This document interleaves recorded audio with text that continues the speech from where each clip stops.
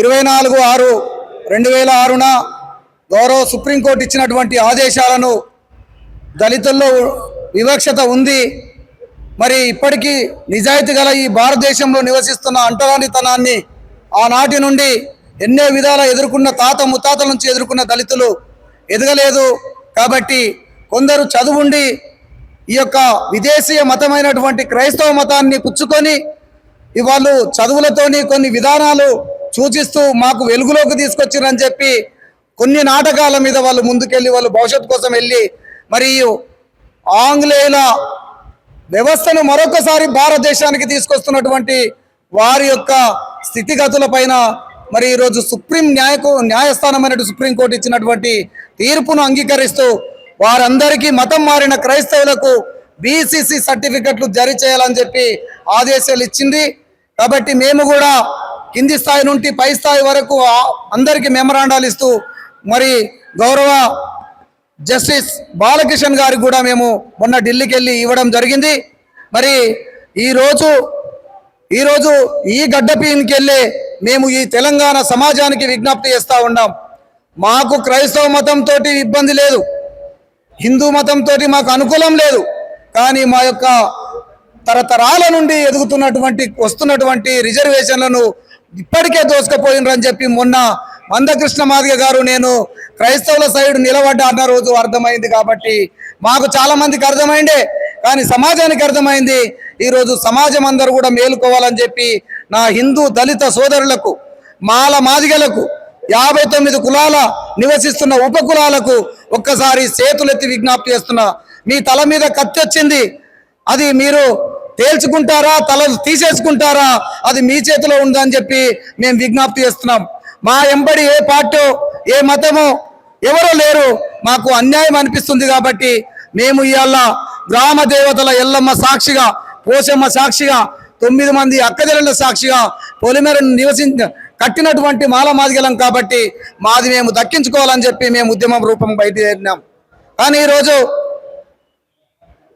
Supreme court ఇచ్చినటువంటి A B C D రిజర్వేషన్లలో క్రిమిలేయర్ను అమలు పరచకుండా దాసి ఈ యొక్క తెలంగాణలో ఉన్నటువంటి మంత్రులు, అదేవిధంగా మందకృష్ణ మాదిగ గారు చేతులు కలిపి క్రిమిలేయర్ను రాకుండా చేసి మాకు మరోసారి మోసం చేసిండు.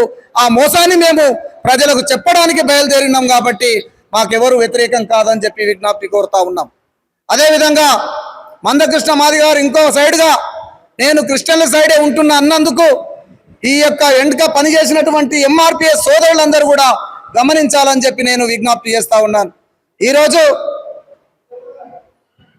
తెలంగాణ గౌరవ తొలి ముఖ్యమంత్రి చంద్రశేఖర్ రావు ప్రవేశపెట్టినటువంటి క్రైస్తవ ముస్లిం సోదరులకు ప్రవేశపెట్టినటువంటి సంక్షేమ పథకాలు పొందినటువంటి క్రైస్తవుల మీ ఆర్డర్స్ అన్నీ కూడా, మీ అడ్రస్లు అన్నీ కూడా ఉన్నాయి.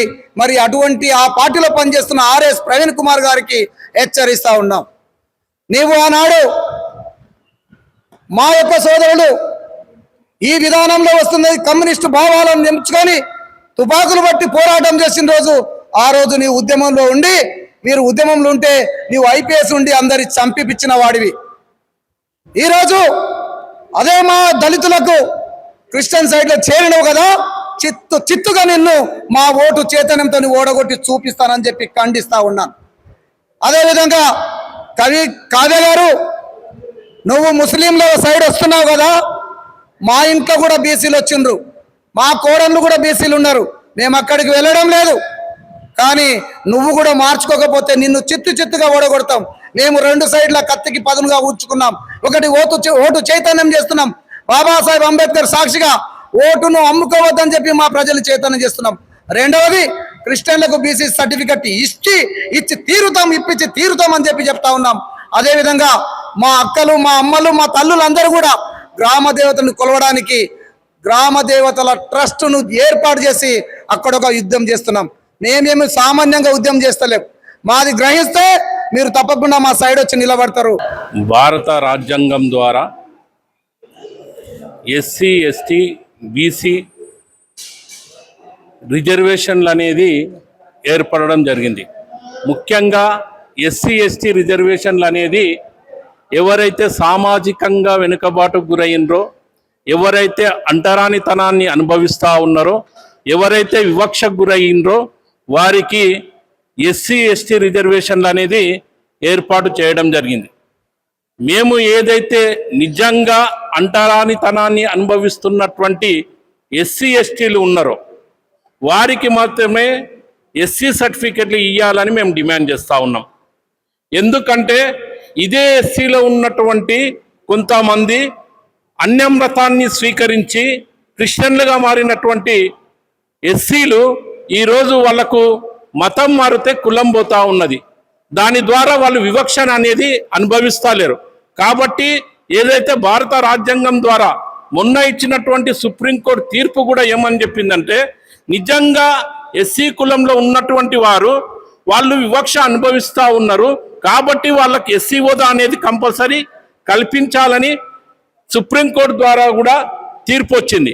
ఏదైతే అన్యమతస్తులు ఉన్నారో వాళ్ళకి ఎస్సీ హోదా అనేది చెల్లదని స్పష్టంగా చెప్పింది. ఖచ్చితంగా నిజమైన ఎస్సీలకు ఎస్సీ హోదా దక్కాల్సిన అవసరం ఉన్నది. దాని ప్రభుత్వాన్ని మేము డిమాండ్ చేస్తూ ఉన్నాం. ఏదైతే సుప్రీంకోర్టు తీర్పు ఇచ్చిందో ఆ తీర్పుని గౌరవించాల్సిన బాధ్యత కేంద్ర రాష్ట్ర ప్రభుత్వాలకు ఉన్నది.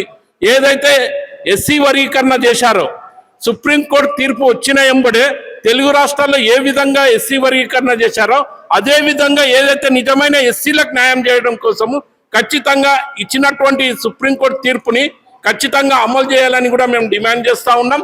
నిజమైన ఎస్సీల కోసమే మేము పోరాటం చేస్తూ ఉన్నాం. ఏదైతే ఇందులో వివక్ష అనుభవిస్తున్నటువంటి ఎస్సీలు ఉన్నారో ఖచ్చితంగా ఆ వివక్షకు వ్యతిరేకంగా పోరాటం చేస్తాం. అంబేద్కర్ ఆలోచన విధానంతో చేస్తాం. ఖచ్చితంగా అంబేద్కర్ ఐడియాలజీని అమలు చేసే విధానంలో ఖచ్చితంగా యావత్ దళిత సమాజం పనిచేస్తుంది.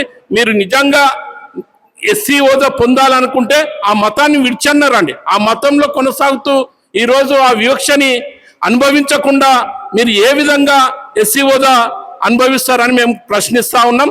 ఖచ్చితంగా ఏదైతే క్రిస్టియన్గా మారినటువంటి వాళ్ళు ఉన్నారో ఖచ్చితంగా వాళ్ళకి బీసీసీ సర్టిఫికేట్ ఇవ్వాలని డిమాండ్ చేస్తూ ఉన్నాం.